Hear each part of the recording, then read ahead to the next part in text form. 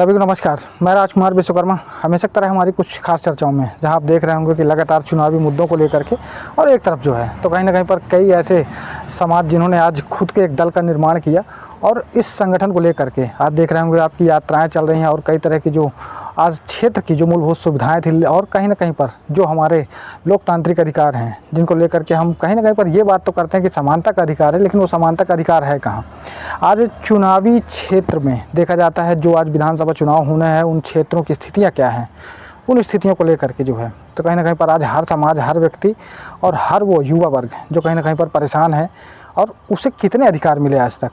तो आज हमारे साथ सुनील पटेल जी हैं और सुरेंद्र पट्टा जी हैं, तो इनसे कुछ खास चर्चाएं करते हैं कि आज जो उनकी एक यात्रा आ रही है उस यात्रा का उद्देश्य क्या है। सुनील जी, मैं सबसे पहले आपसे जानना चाहूँगा और सुरेंद्र जी आपसे भी कि जिस इस संगठन का आप लोगों ने निर्माण किया और निर्माण के साथ आज आप लोगों की एक यात्रा आ रही है, इस यात्रा का उद्देश्य क्या है?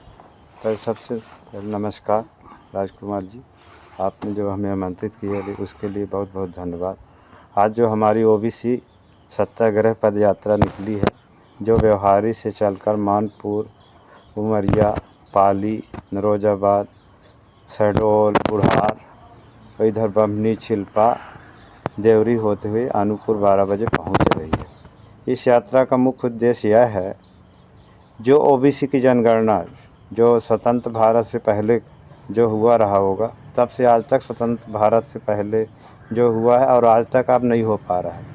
न कांग्रेस की सरकार में जनगणना हो पाई न बीजेपी की सरकार में। आजकल ये हाल है जो ओबीसी वर्ग मध्य प्रदेश में 54% है, 6% अल्पसंख्यक है और फिर ST SC हैं, 85% लोग हम हैं। जबकि छोटे छोटे जानवर, कुत्ते, बिल्ली, उनकी जनगणना हो रही है, उनकी संख्या है लोगों की, लेकिन हम लोगों को ओबीसी भाइयों का जनगणना आज तक नहीं हो पा रही है। आखिर पता तो चले हम ओबीसी की कितनी संख्या है। 52% चिल्ला रहे हैं। अगर जनगणना हो जाए हकीकत में तो 52% से ज़्यादा हमारी जनसंख्या निकलेगी। सुरेंद्र जी, आपका क्या मानना है? जी राजकुमार जी नमस्कार और दर्शकों को मेरा नमस्कार। मैं सुरेंद्र कुमार पट्टा। देखिए क्या है कि अभी जो वर्तमान समय में भारतीय जनता पार्टी की सरकार जो चल रही है, कूटनीति चल रही है इनकी, और हम सब चाह रहे हैं कि हमारी जो अभी ओबीसी महासभा की रैली आ रही है और ये यात्रा जो अनूपपुर में आज 12 बजे से प्रारंभ हो रहा है, इसका मुख्य उद्देश्य है कि ST SC OBC की जनगणना की जाए और किसकी कितनी संख्या है इस चीज़ को जानना है और उसके आधार पर आरक्षण मिलना चाहिए। जो भारतीय संविधान में लिखा है उस संविधान के आधार पर हम सबको आरक्षण चाहिए।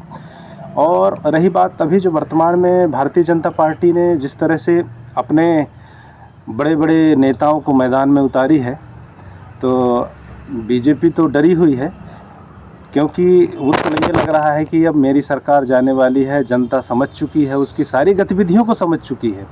क्योंकि चुनाव के पहले जब कोरोना काल था उसके बावजूद भी 18 साल की जब हमारे मध्य प्रदेश में शिवराज की सरकार थी और 2014 से भारतीय जनता पार्टी के केंद्र में सरकार है, तो ये लोग सिलेंडर का दाम उस समय जब कांग्रेस ने 460 रुपये देते थे तो इनको ये लगता था कि ये बहुत ज़्यादा है। रोज़ चिल्लाते थे कि सिलेंडर के दाम हैं, हर महंगाई है। और जब भारतीय जनता पार्टी आई तो वही सिलेंडर 1150 रुपया हो गया। जब 1150 रुपया में आप सिलेंडर देते थे, आज जब चुनाव आ गया तो उसी सिलेंडर को आप बोल रहे हो कि हम 500 रुपये में देंगे। ये कैसे? ये अभी इतना परिवर्तन कैसे आ गया? इतना पैसा आपके पास कहाँ से आ गया? आपको कहाँ से इतना लाभ हो गया? देश से ऐसी कौन सी अर्निंग आ गई कि आप सिलेंडरों के दाम घटा रहे हैं?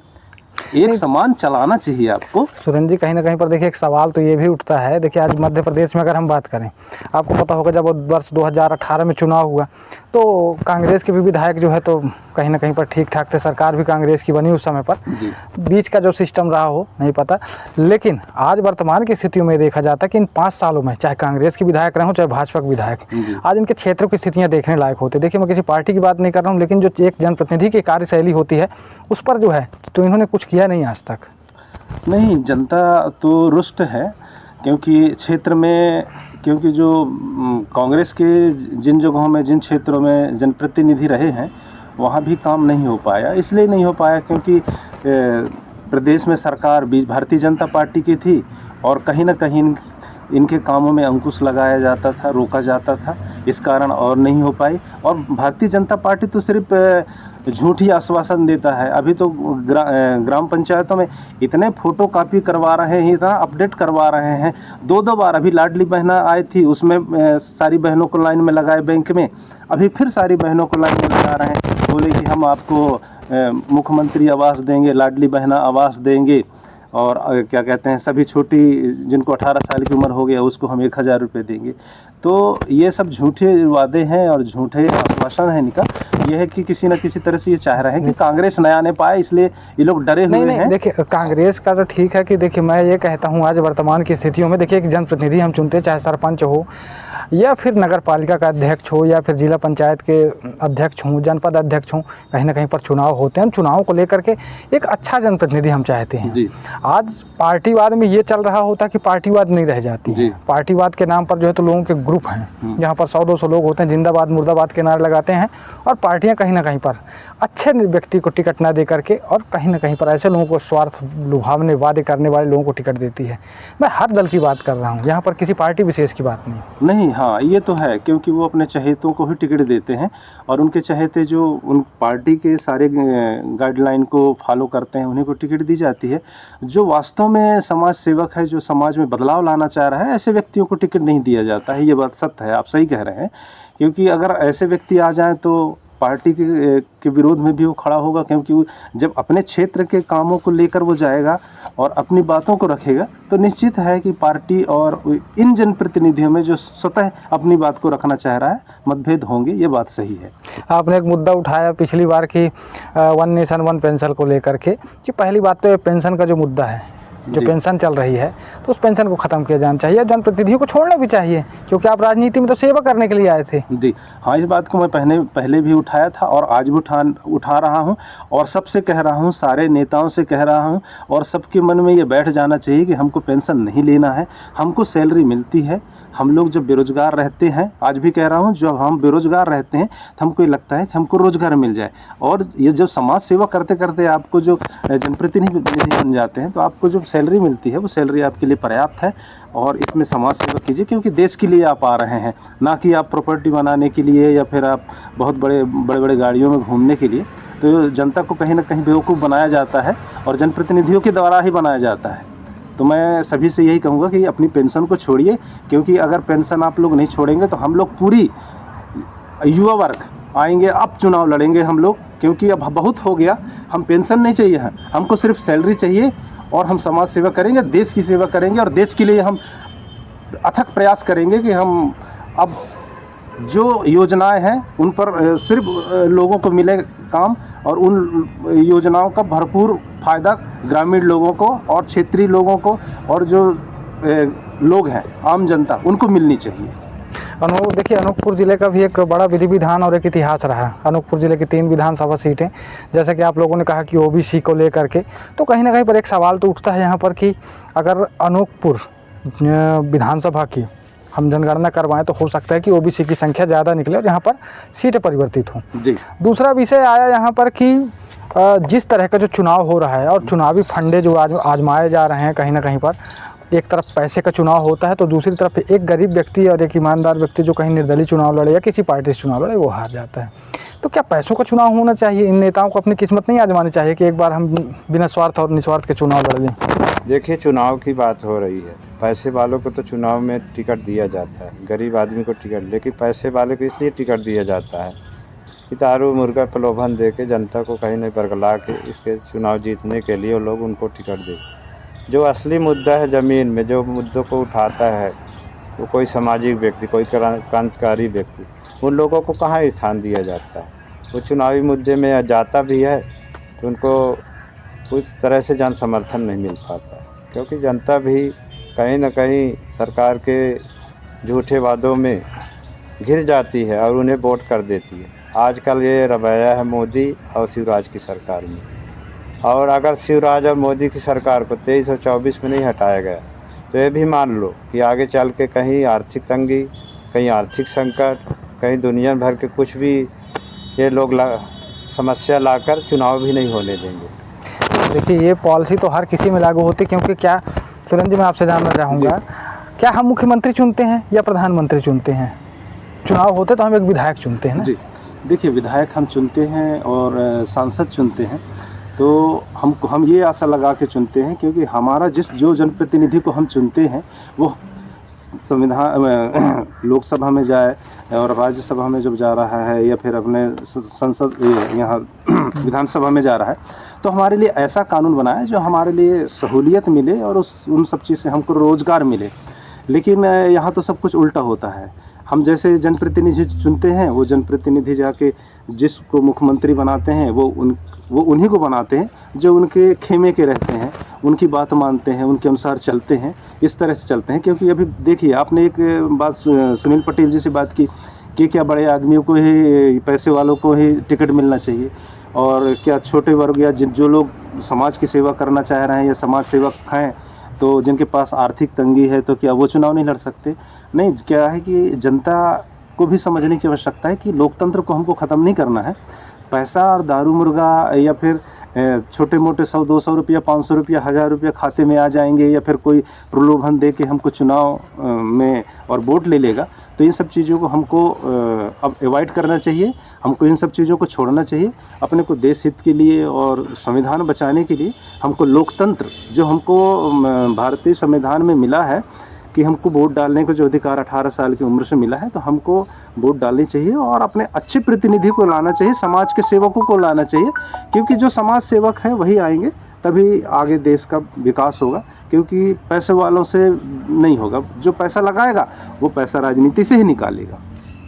फिलहाल जो है देखिए, जो जिस उद्देश्य को लेकर के आप लोगों की ये जो महासभा महारैली ओबीसी का, इसका जो आप लोग यात्रा लेकर के आ रहे हैं, है ना, तो ये इस यात्रा को जो है तो आप लोग लेकर के कब तक चलना चाहेंगे, और प्रमुख तौर पर और कौन कौन सी मांगे, मैं ये जानना चाहूँगा। देखिए, हमारी मांगे ओबीसी महासभा की जो मांगे हैं वो हैं कि ओबीसी और एसटी एससी इन दोनों की जनगणना कराई जाए, इनकी कितनी संख्या है, और आरक्षण इनको इनके संख्या के आधार पर मिलना चाहिए, ये हम सब चाह रहे हैं। और ओबीसी महासभा ये चाह रही है कि आज संसद में या विधानसभा में इतना देख लीजिए कि ओबीसी को या एसटी को कितना प्रतिशत मिल रहा है। 47 सीटें अपने मध्य प्रदेश में आरक्षित हैं, जबकि हमारी जनसंख्या और भी है। हम 102 सीटों को प्रभावित करते हैं। आदिवासी क्षेत्र हैं, कुछ ऐसे क्षेत्र हैं जहां आदिवासी और ओबीसी की संख्या बहुत ज़्यादा है, वहां सामान्य लोगों को टिकट दी जाती है। और मैं ये चाह रहा हूं कि अब जनगणना हो जाए और उसके आधार पर जिसकी जितनी संख्या भारी है उनको उतना महत्व दिया जाए और टिकट दिया जाए, ताकि ये भी अपनी बात संविधान में मतलब लोकसभा और संसद भवन में रख सकें। एक मुद्दा अभी हाल फिलहाल उठा, जिसको आपने भी सुना होगा, 50% आरक्षण महिलाओं के लिए। लेकिन आज आपने भी सुना होगा कि अनूपपुर विधानसभा में बहुत पहले जो है तो 2 बार महिला विधायक रहे, उसके बाद किसी महिला का आज तक नंबर ही नहीं आया। जी नहीं, क्या है कि इससे पहले हमारे बिसाहू लाल जी रहे, वो लगातार विधायक रहे, फिर बीच में रामलाल रौतेल जी रहे। और जो आरक्षण की बात अभी केंद्र सरकार ने 33% आरक्षण जो महिलाओं के लिए लाया है, उस 33% वो किसको देंगे, क्या देंगे, कैसे देंगे, वो तो एक कहना चाहिए कि चुनावी जुमला है। और ये किसी को देने वाले नहीं हैं, ये महिलाओं को भी नहीं देने वाले हैं। और महिलाओं को देंगे तो किन महिलाओं को देंगे? उन्हीं महिलाओं, उनकी जो पहले से संसद में हैं, जो पहले चुनाव लड़ चुके हैं, उन्हीं की पत्नियां लड़ेंगी, और बाकी कोई दूसरे को मौका नहीं मिलेगा। कोई चाहे ले कि मैं देश के लिए और संविधान में अपने जगह स्थान बनाने के लिए कोई महिला अगर आना चाहे तो उसको नहीं मिलेगा। क्योंकि अभी तो देख रहे हैं कुछ लोग ऐसा भी हैं कि अब IAS और इनकी नौकरी छोड़ के आ रहे हैं, सब चुनाव लड़ने की बीजेपी लड़वा रही है इस तरह से। जो आरक्षण दिया है उसमें ओबीसी के लिए एक सीट भी आरक्षित नहीं। आखिर ये कैसे तय होगा 33% जो लोकसभा में जो आरक्षण दिया जाएगा? किन सीटों को ओबीसी को ले दिया जाएगा, किस सीट को एसटी को दिया जाएगा, किस सीट को एससी को दिया जाएगा? ये सब एक चुनावी ड्रामा है। सब ओबीसी एसटी एससी भाइयों को बेवकूफ़ बनाने का काम कर रहे हैं। और यह सरकार यह भी चाहती है कि जो दबे कुचले लोग हैं, जो हम क्षेत्र में जिनको चुनकर भेजते हैं, वो लोग अपने क्षेत्रीय मुद्दा को न संसद भवन में न विधानसभा में उठाते हैं। आखिर वो प्रत्याशी जो चुनकर जाते हैं वो आखिर क्षेत्रीय मुद्दाओं को क्यों नहीं उठा पाते? आखिर कहीं ना कहीं वो भी सरकार से दबी धरी रहती है। सोचते हैं कि हम लोग ज़्यादा आवाज़ उठाएंगे तो हो सकता है टिकट न दें। सुनील जी, सबसे बड़ा सवाल तो यही है ना कि यहाँ पर तो आया कुल मिला करके खुद का स्वार्थ। जैसे आज देखिए कोतमा की स्थिति आपको बहुत अच्छे से पता है। एक तरफ सुनील सराफ जी का खूब भयंकर विरोध होता है, विरोध करने वाले खुद के लोग। एक तरफ भारतीय जनता पार्टी ने टिकट दिया, उनका भी विरोध। 1 घंटे नहीं होते टिकट मिले हुए सोशल मीडिया पार्ट दिया जाता है पूरा विरोध से, उसके बावजूद भी पार्टियों ने टिकट दिया। जनता स्वयं नहीं चाहती कि इनको मौका मिले। सब स्वार्थ की राजनीति नहीं, हो देखिए चुकी क्या है, आज की जनता तो खैर अपने हिसाब से चाहिए, जिसको टिकट मिलेगा वो जनता अपने हिसाब से देंगे वोट, जो उनका चाहते होंगे। लेकिन जो विरोध करने वाले होते हैं उनके खुद के अपने होते हैं, चाहे वो बीजेपी के हो चाहे कांग्रेस में। कांग्रेस के जो उनके पास वोट बैंक विशेष नहीं रहता, वो पार्टी के दम पर रहते हैं कि हमको पार्टी टिकट देगी, और जो पार्टी का जो सेफ वोटिंग है वो उनको मिल जाएगा, बाकी हम लोग कुछ इधर उधर से कर लेंगे, ऐसा रहता है। बाकी विरोध करने वालों के पास वोट नहीं रहता है। और जो जितने विरोधी हैं, टिकट किसी एक को मिलेगा, चाहे कांग्रेस का हो चाहे बीजेपी के हो, जितने उनके विरोधी रहते हैं, जो उनका विरोध प्रदर्शन करते हैं, वो सिर्फ नेता होते हैं। जनता कभी विरोध प्रदर्शन किसी के नहीं करती। देखो यहाँ पर ये भी है, जिस प्रत्याशी को हम चुनाव लड़ा रहे हैं, ये लड़ने आ रहे हैं, वो केवल विधायक सांसद बनने के लिए आ रहे हैं। उनके अंदर जनसेवा की भावना नहीं है, इसलिए पार्टी में स्वार्थ के लिए बगावत होती है। सबको विधायक बनना है भाई, एक ही व्यक्ति विधायक बनेगा, सांसद बनेगा, लेकिन जनता की सेवा से उनको कोई लेना देना नहीं है। विधायक बने बस वो लोग सरकारी पैसे का दुरुपयोग करें, ऐश करें, बस यही भावना है। ये फिर जिम्मेदारी बनती किसकी है? कौन यहाँ पर सुधार लाएगा? अभी देखिए क्या है कि अभी हम सब चाह रहे हैं कि लोगों को मौका मिले और लोग आएँ, और अच्छे लोगों को आने की ज़रूरत है। और हम लोग भी प्रयास कर रहे हैं कि अच्छे लोग आएँ ताकि आगे का काम अच्छा हो और अच्छे जनप्रतिनिधि सामने आए। चलिए, बहुत बहुत धन्यवाद सुरेंद्र जी और सुनील जी, नमस्कार। क्योंकि इस चर्चा को लेकर के, और इससे पहले भी जो है और इसके बाद भी, क्योंकि अभी हाल फिलहाल विधानसभा चुनाव, विधानसभा के बाद फिर लोकसभा चुनाव। आज वर्तमान की स्थितियाँ आप देख रहे हैं कि चुनाव लड़ने और लड़वाने के लिए आज स्थितियाँ ये बन गई कि जो सांसद हुआ करते थे आज उन्हें विधानसभा का चुनाव लड़वाया जा रहा है। कहीं ना कहीं पर आज ये जो स्थितियाँ देखी जा रही हैं, एक तरफ स्वार्थ की राजनीति है, और एक बार जब किसी को अवसर दिया जनता ने तो उन्होंने 5 साल क्या किया, ये सबसे बड़ा प्रश्न चिन्ह है। दूसरी बात, जब जनता के द्वारा ये सारी चीज़ें देखी गई, कार्यकाल देखा जाता है 5 वर्ष का जो इनका कार्यकाल था, जब आपने कुछ किया नहीं तो आपको दोबारा चुनाव लड़ने का अधिकार नहीं था। फिर भी यहाँ पर नेताओं ने एक सिस्टम बनाया कि नहीं, हमारा कहीं ना कहीं पर 5 साल की ठेकेदारी ख़त्म हो जाएगी, या 5 साल का वर्चस्व ख़त्म हो जाएगा, या फिर हम ख़त्म कर दिए जाएंगे। तो कहीं ना कहीं पर आज मुफ्त की पेंशन मिल ही रही है, तो मुफ्त की पेंशन और मुफ्त की योजनाएँ और मुफ्त की रेवड़ियाँ बट रही हैं, लोग खा रहे हैं, पी रहे हैं, ऐश कर रहे हैं। तो कहीं ना कहीं पर जब नेता बाँट रहे हैं तो लोग लेंगे, ये भी तय है। आज हाल फिलहाल देश का मुद्दा ये नहीं रह गया। आज ज़मीनी स्तर पर जिन कार्यों को करने की ज़रूरत थी, उन कार्यों को लेकर आज कोई मैदान में नहीं होता है। आप जहाँ भी देखिए, लोग अपने आप को कहते हैं मैं गांव का बेटा, मैं क्षेत्र का बेटा, मैं विधानसभा क्षेत्र का बेटा, लेकिन कोई ये नहीं कहता कि मैं स्कूलों की व्यवस्थाओं पर सुधार लाऊंगा, या फिर जो आपकी कमियां हैं उन कमियों को पूरा करूंगा। आज लोगों ने सुरक्षा अनुदान राशि मन लगा करके बांटी और उसके माध्यम से नेता बने। 100-200 लोगों का गुट होता है, वो जिंदाबाद मुर्दाबाद के नारे लगा रहे होते हैं, तब जा कर के वो नेता हैं। लेकिन जनता से कोई पूछना नहीं चाहता कि आप क्या चाहते हैं। तो कहीं ना कहीं पर इस बार मैं चाहूँगा, अगर इस बार विधानसभा चुनाव हो रहे हैं तो आप अपने नेताओं से ये सवाल करिए कि वो इस बार क्या रोज़गार के लिए आवाज़ उठाएंगे, अच्छी स्वास्थ्य शिक्षा के लिए आवाज़ उठाएंगे। आज आप देखिए कि हर विधानसभा क्षेत्र में, हमारे अनूपपुर ज़िले के 3 विधानसभा, जहाँ पर पेयजल से लेकर के किसानों को मिलने वाली वो पानी की सुविधा, जिससे उनके खेती किसानी हर चीज़ की व्यवस्था होती थी, आज कहीं ना कहीं पर अनाज के वो देवता जो उस अनाज को पैदा करते हैं, आज वो कहीं ना कहीं पर जो है तो किस तरह की स्थिति में, कौन देखेगा इनको। तो इस विधानसभा चुनाव अगर एक वोट आप करते हैं तो बहुत सहूलियत और सोच समझ और अपनी विचारधारा के साथ एक वोट करिए और इस सिस्टम को बदलिए। हम नहीं कहते कि आप किसकी सरकार बनाएंगे, लेकिन एक विधायक चुनना आप लोगों के हाथ में होता है। अच्छा विधायक चुनिए, अच्छा जनप्रतिनिधि लाइए, जिससे क्षेत्र का भला हो सके। सुरेंद्र जी, आप मानते हैं क्या कि अच्छा विधायक अगर चाहे तो क्षेत्र में सुधार चाहिए, तो फिर उसके लिए जनता को जो है तो कुछ बेहतर करना चाहिए? नहीं, देखिए, अगर जनता की भलाई चाहते हैं, अपना क्षेत्र का भलाई, जिस तरह से आपने कहा कि मैं गांव का बेटा हूं, मैं देश का बेटा हूं, मैं किसान का बेटा हूं, जिस तरह से इस तरह स्लोगन दिया जाता है, तो मैं कहता हूं कि आप अगर इस तरह से हैं, आप वाकई में किसान के बेटे हैं, आप गरीब के बेटे हैं, और आप उस क्षेत्र के बेटे हैं, जिस क्षेत्र से आप चुनाव लड़ रहे हैं, तो उस क्षेत्र के फिर बेटे होने के नाते आपको अपने दायित्वों को निभाना चाहिए। आप उन दायित्वों को सिर्फ स्लोगन में, आप सिर्फ भाषण के दौरान देते हैं या एक सभा को सिर्फ संबोधित करने के लिए देते हैं, तो ये गलत बात है। आपको उस क्षेत्र के मुद्दों को उठाना चाहिए, उस क्षेत्र के बेरोजगार लोगों के लिए काम करना चाहिए। शिक्षा है, स्वास्थ्य है, सारे मुद्दों को उठाना चाहिए। किन स्कूलों और किन जगहों पर पेयजल की व्यवस्थाएं नहीं है, किन स्कूलों में अच्छी शिक्षा नहीं है, किन स्वास्थ्य सुविधाएं जो हैं किन अस्पतालों में नहीं है, इन सब चीज़ों को आपको देखने की आवश्यकता है। लोगों को ज़्यादा विशेष विधायक से आशाएं नहीं रहती, छोटी मोटी आशाएं रहती हैं, लेकिन लोग इन छोटी मोटी आशाओं को भी हमारे जनप्रतिनिधि पूरा नहीं कर पाते हैं।